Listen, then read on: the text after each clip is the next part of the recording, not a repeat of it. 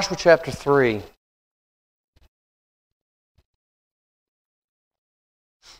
Chapter 2 we talked about last week.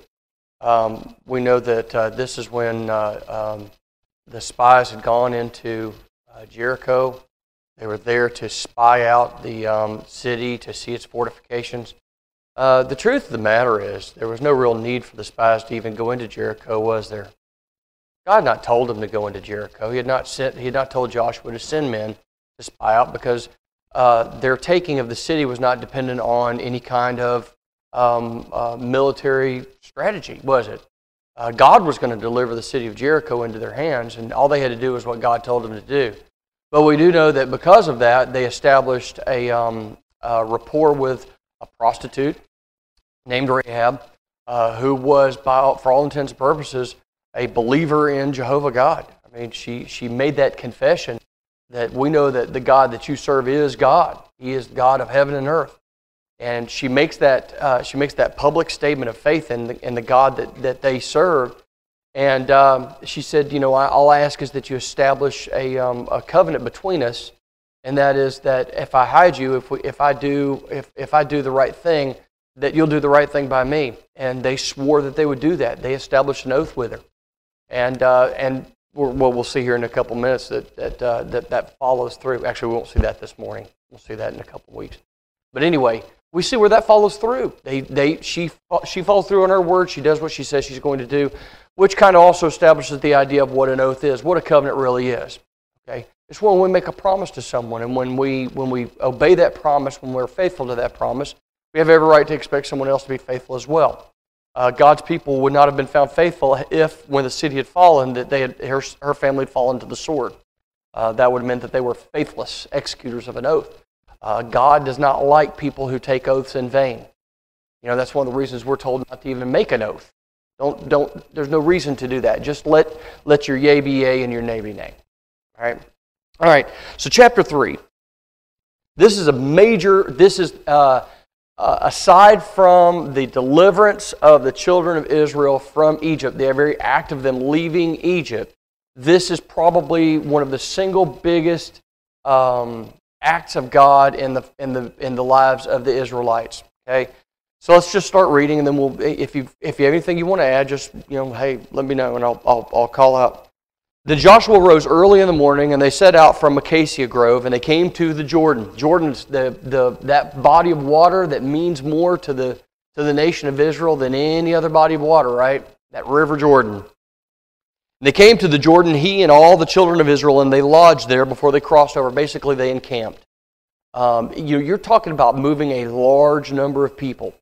And they didn't move. I think a lot of people think that, when they said something, everybody got up at the same time, they started walking, and they stopped, and that wasn't the case. You had people that weren't able to travel as quickly, so you had these people were strewn out over a very large area.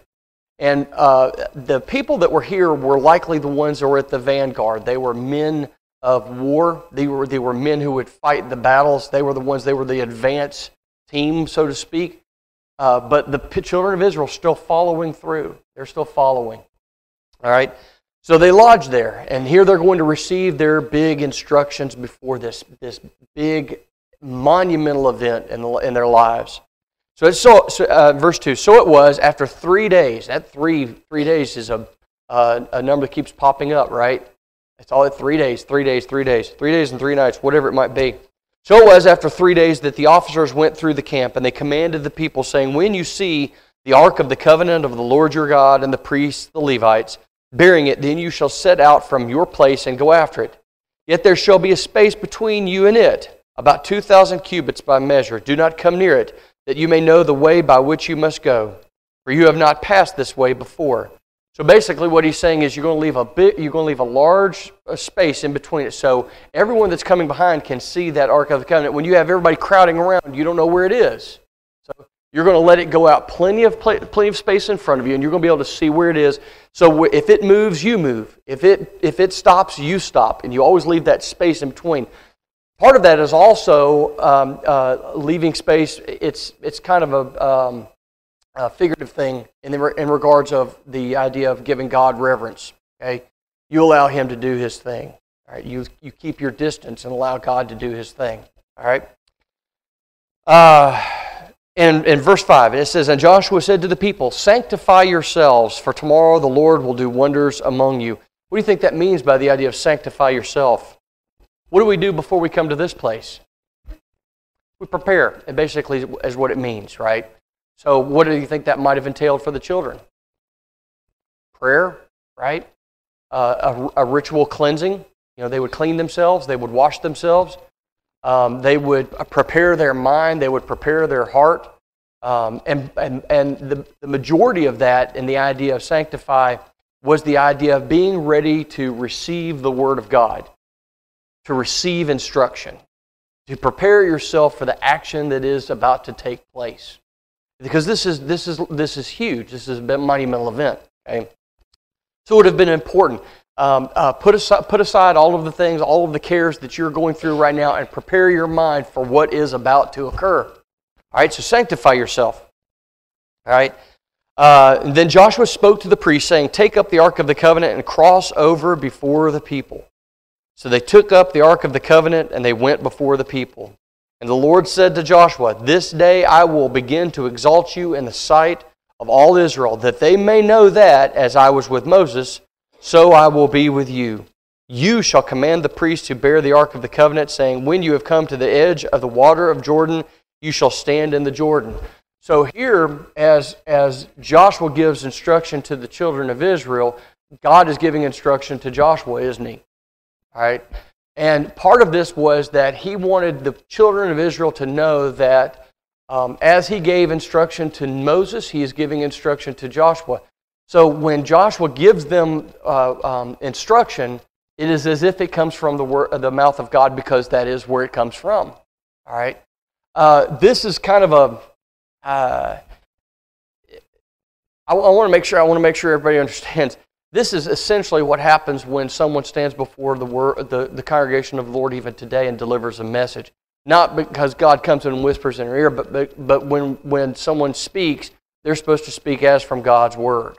So when someone speaks as from God's Word, what should our attitude be towards, not that we necessarily, not necessarily that the speaker is important, but the Word of the Lord is important. And that was the important thing. He says, I'm going to exalt you, but why? So that they'll know that I'm with you, that when you speak, it's as if I'm speaking. So that was the whole point. He was setting him apart, making sure that they knew. All right? So setting Joshua up for a lifetime of service to God, and that's exactly what he does. All right? So he tells them, you shall command the priests.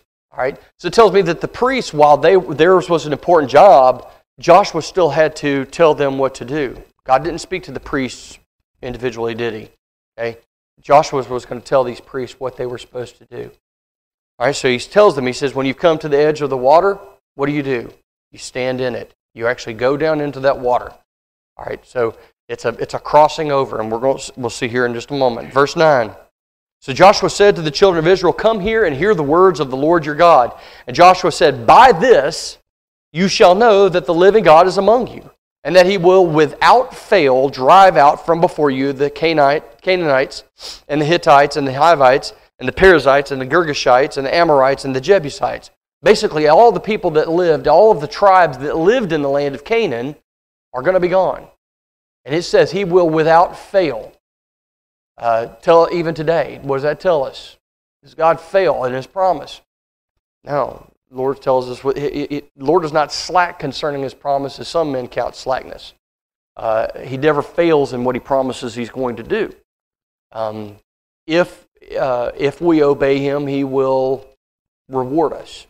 All right, so he says, by this you shall know. Behold, the ark of the covenant of the Lord of all the earth is crossing over before you into the Jordan.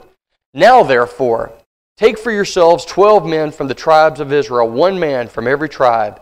And it shall come to pass, as soon as the soles of the feet of the priests who bear the ark of the Lord of all the earth, shall rest in the waters of the Jordan, that the waters of the Jordan shall be cut off, the waters that come down from upstream, and they shall stand as a heap. In other words, the water's going to cease to flow. It's going to build up. It's going to dam up. But what's the point behind it? So that they will cross over on dry ground. What does that sound like? All right. They've already done this before and before. part of this is the idea of establishing the miracle that had to take place in order for this to occur. They didn't dam up the waters. They stood in the waters. God dammed up the waters. But He would only do it if they stood in the waters with the Ark of the Covenant. Okay? So it was, when the people set out from their camp to cross over the Jordan with the priests bearing the Ark of the Covenant before the people, and as those who bore the Ark came to the Jordan, and the feet of the priests who bore the Ark dipped in the edge of the water, for the Jordan overflows all its banks during the whole time of the harvest. I don't know if everybody... But anyway, that's in this translation. That the waters came down from upstream, stood still, and rose in a heap very far away at Adam, the city that is beside Zaretan.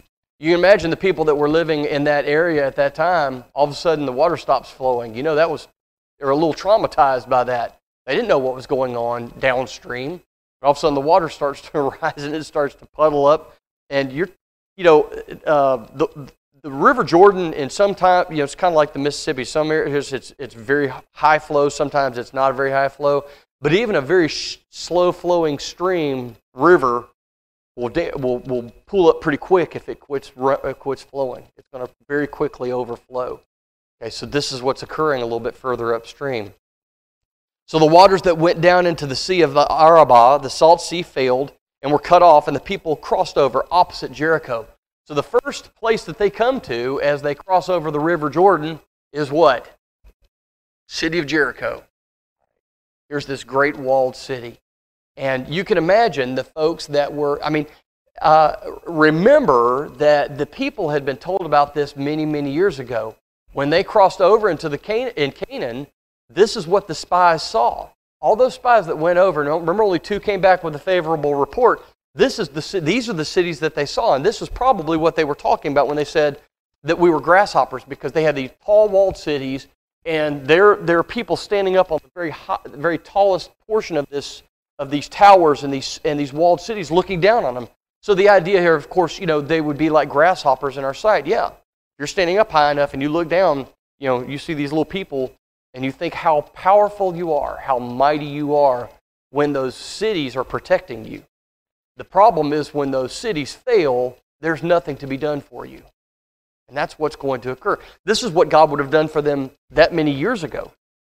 40 years prior, God would have destroyed the city of Jericho. But they were not faithful concerning their promise. Their promise was that they would do, that one thing, they would believe that God was God and that He would do what He said He was going to do. So here's the thing is sometimes we are disobedient simply because we don't have the faith. A lot of people don't think about that. We are disobedient when our faith falls or fails. We think we fail when we don't do something, when our actions don't follow through. When we either do something that we're not supposed to do or don't do something we're supposed to do. But sometimes we sin with our minds, don't we? And they had sinned. They had sinned with their minds. They had thought something that was improper. God can't do this. They said, well, if you don't have faith in me, I'm not going to provide for you. I'm not going to do what you asked me to do. I'm not going to do what I told you I was going to do because my promise is a two-way street. I'll do what I say I'm going to do, but you have to have the faith that I'm going to do what I said I was going to do. And they had failed. So He punished them. Makes sense, right? Well, this generation said, well, we're going to do what you tell us to do. We may be scared, but we'll believe you. It's still terrifying to do some things that God tells us to do, even when He says He's going to provide for us and cause us to succeed. Sometimes our fear is a hard thing to overcome. All right? So, and it says, and the people crossed over opposite Jericho. So they're getting ready to see this big walled city, the one that they had been so terrified of 40 years ago. They're getting ready to see it again, but this time their faith was bolstered. This time they had the faith that they needed to have. So in verse 17, then the priests who bore the Ark of the Covenant stood firm on dry ground in the midst of the Jordan, and all Israel crossed over on dry ground until all the people had crossed completely over the Jordan. So this was the big final step in God's plan to get them out of that land of Egypt, to bring them up out of Egypt, and to deliver them into the land of Canaan. Now, was the job done? No, the job wasn't finished. There's still a lot to do. They still had to drive out the land of the inhabitants. But God was even working on that because in many cases, the people that were still ahead of them heard of the works of God, especially, you think when Jericho fell, I mean, Jericho was a proud city. It was an ancient city. It had been there for a long, long time. And its walls had fortified and protected them for a great many years. So can you imagine what happened after those walls of Jericho fell because of a group of people walking around and shouting? That was essentially the beginning and the end of it. The shouting and the trumpets blowing, and then boom, here goes the walls of Jericho. What do you think the word that went ahead of the people was to the cities where it came to? Don't mess what? Yeah, fear and chaos. Don't mess with the God of the Israelites. There are people that are coming, and their God is greater than any God we've ever seen. Did you hear what happened to Jericho? What do you mean? Nothing to Jericho. What could happen to Jericho? Yeah, it's gone. What do you mean gone? It's gone. The people are dead. The city is fallen. The walls have fallen to the ground, and it's utterly destroyed. So what happened was, in many cases, the Israelites would come to a town, and the inhabitants were already gone. They'd already fled. They had heard that the Israelites were on their way with their Jehovah, and they said, we don't want any part of this God. That we can't stand against them, especially a city maybe that wasn't as fortified as Jericho, a smaller town. In many cases, they came to the land, and the people just gave up. They just threw up their hands and said, okay, we surrender. What do you want from us? Just don't hurt us. Don't make us leave. What do you want us to do? And God said, well, make them servants. Let them do the jobs that you don't want to do. Make them cut wood for you and gather wood together and take out the refuse of the city. Make them your trash collectors. Basically, put them to work as long as they understand that I'm in control and you're the boss. And that's what happened. Okay, so sometimes they didn't even have to raise a hand to the inhabitants of the land. All right. So anyway, the people had completely crossed over Jordan, the big monumental event. This was their final crossing over, so to speak. But like we said, the work is not yet done. All right, so let's go chapter 4 real quick. And it came to pass when all of the people had completely crossed over the Jordan that the Lord spoke again to Joshua, saying, take for yourselves 12 men from the people, 1 man from every tribe, and command them, saying, take for yourselves 12 stones from here, out of the midst of the Jordan, so the rocks out of the Jordan, from the place where the priest's feet stood firm. You shall carry them over with you and leave them in the lodging place where you lodge tonight. So he's getting ready to set up a memorial, right? They did this. Abraham did this wherever he went. He set up a memorial. His was in the way of an altar and a well. Those were the 2 ways in which he left memorials wherever he went. And basically, it was here that God provided for me. Okay? That was the message that was delivered. It was in this place that God allowed me to build a well. It was in this place that God allowed me to sacrifice to Him. Well, here the children of Israel are getting ready to, again, offer up a memorial. And here's where they're going to do it. And then Joshua called the 12 men whom he had appointed from the children of Israel, 1 man from every tribe. And Joshua said to them, cross over before the ark of the Lord your God into the midst of the Jordan, and each one of you take up a stone on his shoulder according to the number of the tribes of the children of Israel, that this may be a sign among you when your children ask in time to come, saying, what do these stones mean to you? Then you shall answer them that the waters of the Jordan were cut off before the ark of the covenant of the Lord. When it crossed over the Jordan, the waters of the Jordan were cut off, and these stones shall be for a memorial to the children of Israel forever. All right, so it's essentially that. It's to, the idea of a memorial is what? It's to bring to memory. Okay, so when the people when their children and their children's children would see this pile of stones, they would ask, "What do these stones mean?" So what did it allow the older folks to do? Okay, allowed them to teach. What? Yeah. Okay, it allowed them to give an account of what God had done for them. It was at this place, it was in this area, it was at this spot where God brought us over into the land of Canaan. It was here where He performed a miracle. It was here where He allowed us to take possession of the land that He had promised to us hundreds of years ago. It was in this place. It was a teaching opportunity, right? You notice that He says, I don't want you to build a memorial. I don't want you to hew out a statue.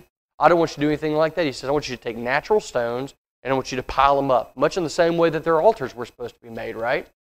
You're not supposed to hew the stone. You take natural stones in their natural form, and you pile them up. For one thing, I don't want it to be your work. I want it to be my work. I made those stones. You use my rocks. Okay? As you find them, you pile them up.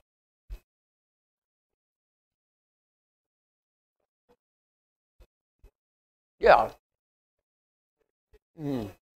Yeah. No, it couldn't have been. It couldn't have been. I mean, a rock looks kind of small until you try to pick it up, and none of them are light. So you pick up, even a strong man, you're going to be able to pick up a rock about that big and carry it for any distance. So you think only 12 rocks about this big, 12 river rocks about this big, nice and smooth, but that was enough. That was all God asked for, just to commemorate the 12 tribes coming out and the 12 tribes entering into Canaan. Okay? So here's their memorial, forever and ever. Now, is it still there? No, of course not. That wasn't the point. The point wasn't that it would be there forever and ever, and we can go back now to today and even see it. The point was that the people, while they were there, they would be able to answer, why are these rocks here? And it was a teaching opportunity. It was a way to commemorate a monumentous event. I mean, it was truly a monumental event in the lives of the nation of Israel. So.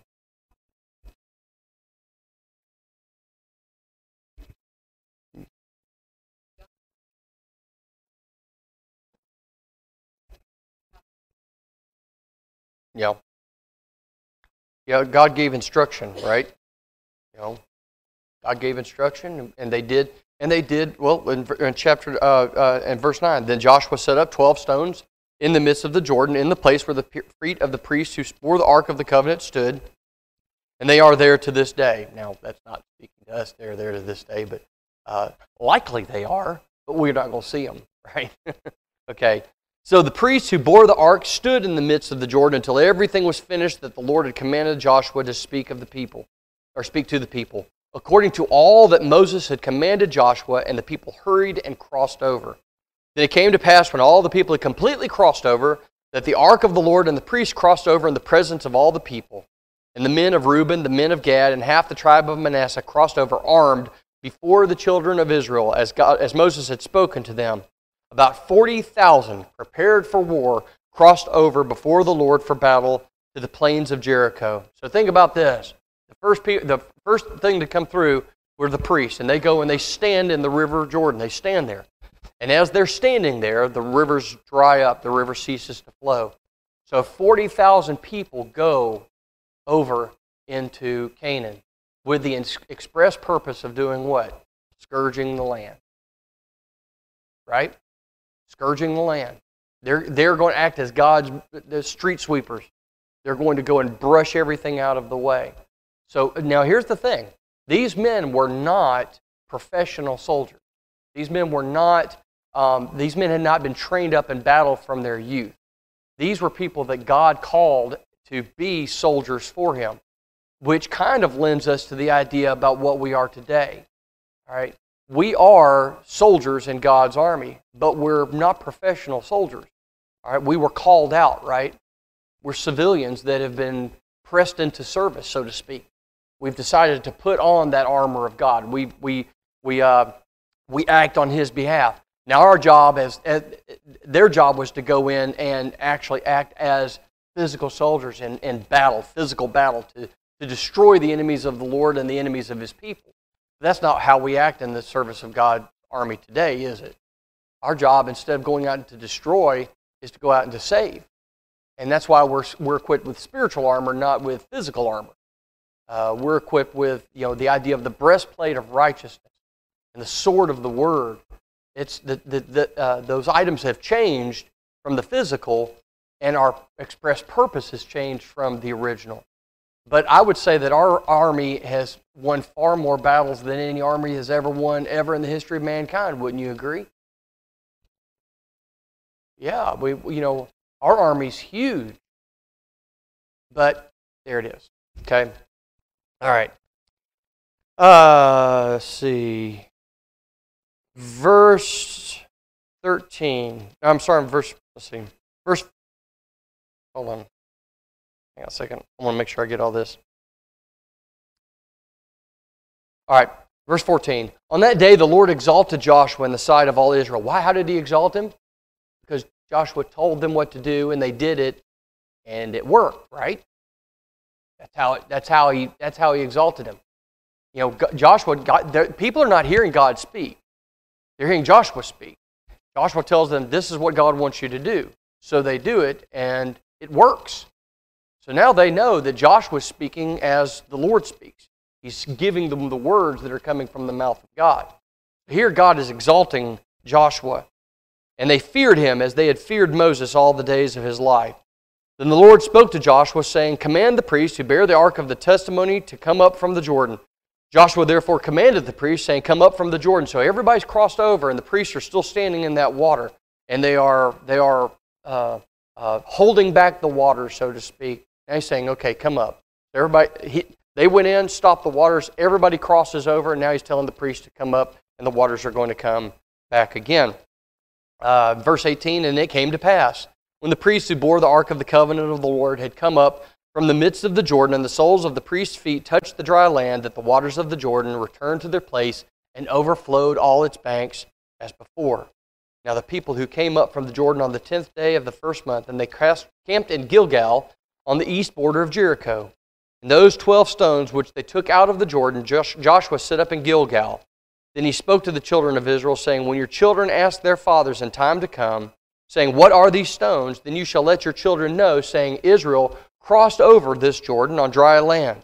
For the Lord your God dried up the waters of the Jordan before you until you had crossed over, as the Lord your God did to the Red Sea, which he dried up before us until we crossed over. That all the peoples of the earth may know the hand of the Lord, that it is mighty, that you may fear the Lord your God forever. All right, so major account of the crossing over the people of the River Jordan. The miraculous event that had to have occurred. All right, no matter what the idea, there's no way that they could have dammed up those rivers like that. Couldn't happen. All right, and as they're going through, as they're walking through, 12 men pull up a stone and they continue to walk out of the land, and then Joshua sets them up as a monument before the Lord in Gilgal. Any questions about this? Anybody, anything? We got a statement they want to make?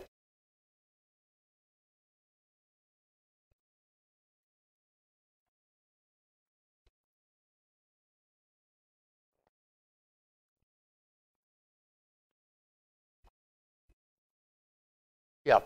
The Jordan at this, remember it says it was overflowing at this time. So the River Jordan was not some small, narrow stream. It was a river, a real river. And it would have taken a great deal for all of these people to get over had God not done what he said what he did. It's just been very difficult. Even a small river, if it's flowing in the right way, you're talking about people, you're talking about children, you're talking about aged people, you're talking about women who are expecting, you're talking about all number and all manner of people that are going to be coming over. And had God not done what he did, it was very likely they would have lost a great many of them, as well as all of the animals and everything else that was going to come up with them as well. So it was essential that God did what he did. And he did it, so he says, it kind of lends itself to the idea how God was going to make this for them if they continued to obey him, how he was going to make this for them for here on in. I will make this so easy for you. I will make it, you will barely have to work if you'll simply do what I tell you to do. And that's what they did. Yeah.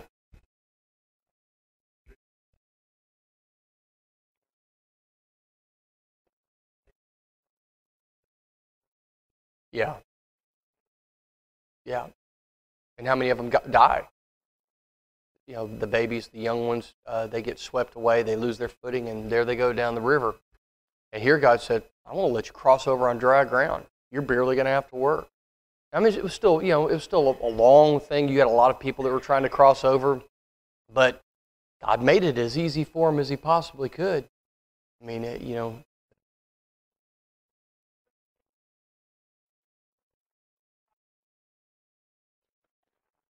Yep. It was a long time. Holding that ark. Yeah. It was overlaid with gold, and it was made out of wood overlaid with gold. That's not a light thing. But but it goes to show that God will provide, but we have to do our part too. We have to put in some effort. We can't just simply sit back and say, well, if God had wanted to, He could have just picked them up and carried them over. But He says, no, you have to do the work, but I'm going to make it as easy for you as you just walk. This is all I want you to do. I want you to walk from here. I want you to cross over and walk. And yeah. Well, no, it was like I said, this is something they had been longing for. They had been looking forward to for a number of years. So they were excited. And you can imagine the excitement that was in the camp the day that they're getting, this is the day, this is the day, this is the day. And the celebrations that were crossing over and people as they cross over and they would stand there and wait on their loved ones to cross over and the excitement. I mean, this was just a major thing. And I'm trying to think of the excitement that we're going to have when we cross over our River Jordan, what kind of excitement we're going to have. It's hard to explain, but there's going to be an excitement there. And you think about the pleasure that we're going to derive from finally going over that, crossing that verge of Jordan, and to being in our Canaan land. How exciting that's going to be. There's a reason it says we're going to sing praises and express joy and be excited and so happy to be where we are, because we're no longer wandering in the wilderness. It's also the idea, it brings it back even to today. As they crossed over in dry ground, we cross over Jordan by going into the water, right? And we come up and we're excited. We're out of the wilderness of sin, and now we're in the Lord's kingdom. We're in the church, and we're excited about it. And that's why when people are excited about the church, they're excited about becoming a New Testament. I don't want to dampen that. That's an enthusiasm that you always think is going to last forever, and then sometimes it wanes and it comes back, and it wanes and it comes back. But there's an excitement there, and there's a reason for that. There's a reason for that excitement.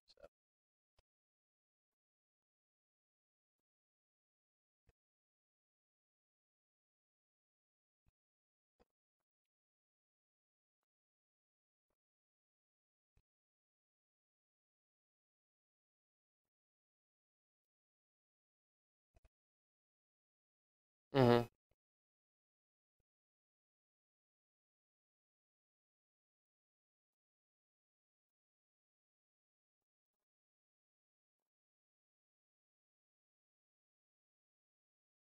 Mm-hmm. Yeah. Yep.